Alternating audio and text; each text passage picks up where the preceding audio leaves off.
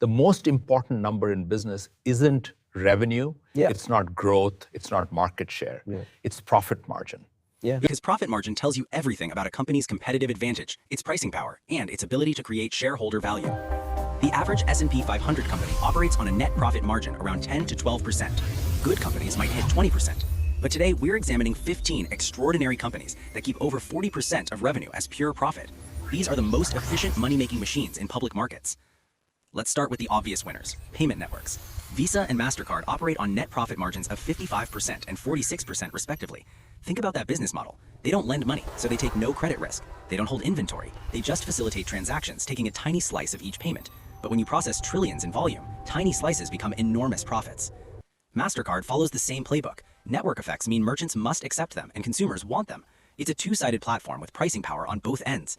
This is why Buffett called it a toll booth on the economy. Adyen, the European payment processor, proves this model works for challengers too. 45% margins processing payments for Uber, Spotify, and Netflix. Category 2. Semiconductors. NVIDIA's 53% profit margin is remarkable for a hardware company, but they're not really a hardware company anymore. They're selling AI compute infrastructure with software-like economics. Each H100 chip sells for tens of thousands with production costs a fraction of that.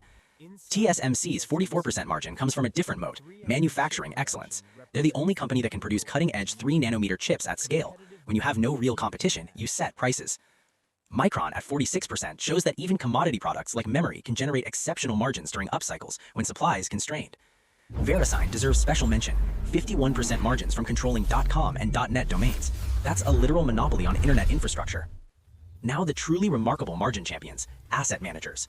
KKR's 63% profit margin leads our list. Private equity has incredible economics. They charge 2% management fees on assets under management, plus 20% of profits above certain returns. That's a management fee on billions in AUM with minimal operational costs. Blackstone at 52% follows the same model, but focuses on real estate and credit. They're essentially running a high-margin service business that happens to move trillions in capital. Even traditional asset managers like Amundi hit 41% margins. Asset management scales beautifully. Double your assets, barely increase your costs.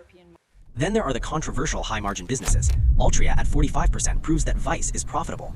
Tobacco has pricing power because the product is addictive. Margins stay high even as volume declines.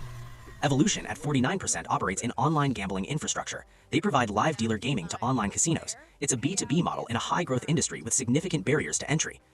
United Therapeutics and Halozyme represent specialized biotech. They've found niches, rare diseases, drug delivery technology, where they can command premium pricing with limited competition. Here's what these 15 companies have in common. Durable competitive advantages, network effects for payment companies, technological moats for semiconductor firms, scale advantages for asset managers, regulatory barriers or patents for specialists. High margins aren't luck, they're proof of market power, and market power tends to persist. 15 companies, 40% margins or higher, from payment networks to private equity, from semiconductors to specialized biotech. The lesson? In investing, quality matters, and profit margin is the clearest measure of quality we have.